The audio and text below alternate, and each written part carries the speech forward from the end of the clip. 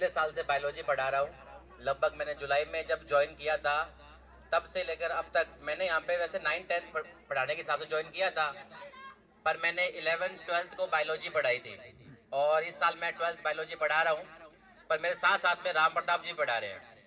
अब आपको पता है मैंने 11th एग्रीकल्चर वाले बच्चों को बायोलॉजी पढ़ाई थी पिछले साल, पर जो 12th एग्रीकल्चर की जो बुक है वो मेरे हिसाब की थी नहीं, क्योंकि मैंने आज तक कभी एग्रीकल्चर पढ़ी नहीं थी।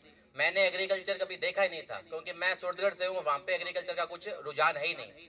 वहाँ पे एग्रीकल्चर के नाम पे सिर्फ एक स्कूल है, जीनियस स्कूल है।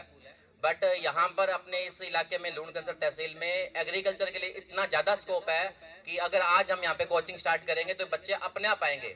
शायद इस साल थोड़े कम आएंगे, पर अगले साल जब रिजल्ट सामने आएगा तब बच्चे खुद ब खुद अपने आप आएंगे, बुलाने की जरूरत नहीं रहेगी। आज तो हम बता रहे हैं कि कोचिंग में ये होगा वो होगा, हमें प्रचार करने की जरूरत पड़ रही है आज, पर अगले 2-3 सालों में हमें कोई भी प्रचार करने की जरूरत नहीं पड़ेगी। और जैसे कि मुझे जानते हैं 11th एग्रीकल्चर वाले बच्चों ने तो मुझसे पढ़ा है, और वो अगर अब जेट की तैयारी करेंगे, क्योंकि उन्होंने अब 12th पास आउट की है, अब वो बच्चे जेट की तैयारी करेंगे। जेट में आपको पता है सिलेबस बहुत आसान है और ये नीट से तो बहुत आसान है। मेरे को नीट के बारे में पूरी नॉलेज है, पर जेट के बारे में मुझे यहीं आके पता लगा, क्योंकि मैंने जेट के बारे में मुझे इतनी नॉलेज थी नहीं, क्योंकि मैंने तो 11th-12th साइंस बायो से की थी। तो अब ये जो जेट का सिलेबस है वो नीट से बहुत आसान है। अगर कोई बच्चे ने 11th अच्छे से अपनी बुक पढ़ी है बायोलॉजी की तो उससे 12th में कोई प्रॉब्लम नहीं आएगी। और जो अगर केमिस्ट्री उसने अच्छे से पढ़ी है 11th वाली तो उसे भी कोई दिक्कत नहीं आएगी, क्योंकि केमिस्ट्री और बायोलॉजी 11th में थी सारी। जितनी भी जेट के सिलेबस में है ना वो सब 11th का सिलेबस है, 12th का सिर्फ एक आधा चैप्टर है।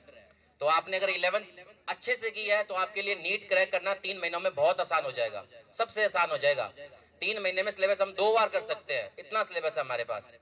बायोलॉजी की तो मैं गारंटी ले सकता हूँ, बाकी का मुझे पता नहीं है। बट बायोलॉजी हम 3 महीनों में यानी 90 डेज में हम लगभग आराम से पूरा सिलेबस शायद 2 बार कर लेंगे, रिवीजन भी कर लेंगे, क्योंकि हफ्ते में हम टेस्ट भी लेंगे, ओएमआर पे टेस्ट लेंगे। उस हिसाब से हमारा काम बहुत अच्छे से चलने वाला है। आपको पता है जो कोचिंगें होती है बड़ी बड़ी, जैसे सिंथेसिस है, कॉन्सेप्ट, मैंने वहां पे गया था डेमो के लिए कभी। वहां पे सिर्फ 45 मिनट्स का एक पीरियड आता है, उसमें भी 10 मिनट टीचर लेट आता है और 5 मिनट पहले छोड़ देता है, यानी बचे हुए 30 मिनट आते हैं बच्चों को पढ़ने के लिए। उसमें भी कुछ वो एक्स्ट्रा फैक्ट बताएगा, टाइम पास करेगा, यानी बच्चे को पढ़ने के लिए सिर्फ 20 से 25 मिनट मिलते हैं। यानी 45 मिनट्स की क्लास आती है टीचर्स की। यानी बायोलॉजी के 2 पार्ट होते हैं, बॉटनी और जूलॉजी। तो बॉटनी एक टीचर पढ़ा रहा है, जूलॉजी अलग टीचर पढ़ा रहा है, यानी वनस्पति विज्ञान और जंतु विज्ञान। तो 45 मिनट्स में मान के चलो कि टीचर सिर्फ 30 मिनट पढ़ाएगा और बाकी 10 मिनट लेट आने के, 5 मिनट जल्दी जाने के, और उसमें कुछ भी बच्चों को हासिल नहीं होगा। यहाँ पे अपने पास पूरा टाइम मिलेगा, अपने आराम से स्कूल में जैसे पढ़ते हैं उस हिसाब से नहीं पढ़ेंगे। अब हम कोचिंग के हिसाब से पढ़ने वाले हैं जेट के अंदर। तो आपको अगर अच्छा लगे तो डेमो की नीड आपको वैसे भी नहीं है। बाकी कोचिंगों में आप जाते हो, एक दिन जाते हो, 2 दिन जाते हो, आपको डेमो की नीड है। यहाँ आपको डेमो की नीड नहीं है। आप मुझसे पढ़ते आए हो, राम प्रताप जी से बरसों से पढ़ते आए हो, शायद 10-12 साल से पढ़ते आ रहे हो। आप सभी बच्चे हो जिनमें से राम प्रताप जी से शायद 10 साल से पढ़ रहे हो। मैं तो पिछले साल ही आया हूँ।